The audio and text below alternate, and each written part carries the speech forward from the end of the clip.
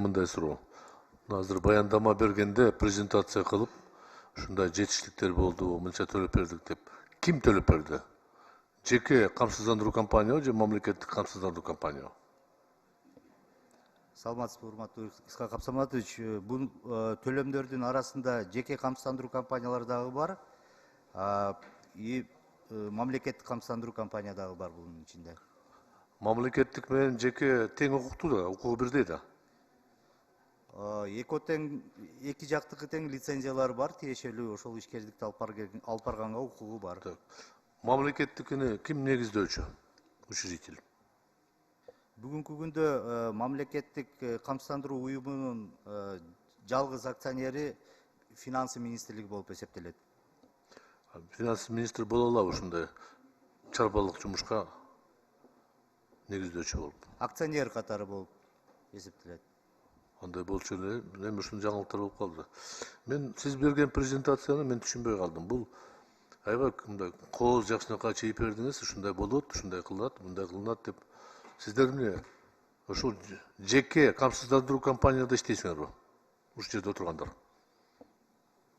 Исхак Абсаматович, бул жерде камсыздандыруу уюм, мамлекеттик камсыздандыруу уюмунда өкүлү бар бул жерде. Жок, мен айтканым, ушунчалык сиздер кооздотуп, тим эле алардын жетиштиктерин көрсөтүп атасыңар.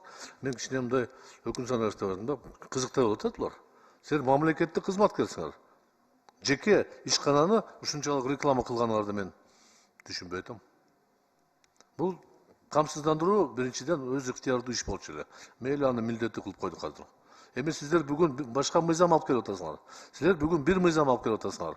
Эгерде мүлктү сатканыңда, машинаңды сатканыңда, сен сөзсүз справканы, камсыздандыруу боюнча справканы алып келишиң керек деген мыйзам. Жанагындай презентация бул ашыкча. Биз ал маселени караган жокпуз.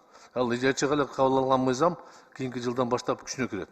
Бүгүн биз бир мыйзамды карап атабыз да. О ограничительных действиях. Эгерде мүлктү сен үйдү сатам десең, сен камсыздандыруу жок болсо сата албайсың. Машинаңды сатам десең, камсыздандыруу жок болсо сата албайсың. Бул менимче бул бир аз туура эмес го. Биз анчалык эле бул ичкерилик эмес. Силер кылган аракет бул адамдардын мойнуна жүктөп атасыңар. Сага кепилдик керек болсо өзүң төлөгүн, мына частный компанияга берип кой, алар акчаны жыйнайт, көбөйтөт, жакшынакай кылып сага кайтарып берет. Кудай сактасын, болбосун андай кырсыктар. Бирок кылган ишиңиз мен үчүн түшүнүксүз. Мен түпкү тамыры мен силердин кадамыңарды түшүнбөйм, мен каршымын. Кесиптештерди чакырат элем. Андай кылбаш керек да. Кайсы учурда чектөө болот? Только бир гана соттун чечими менен мүлктү сатууга чектөө болушу мүмкүн. Кошумча талап кошкон бул туура эмес да.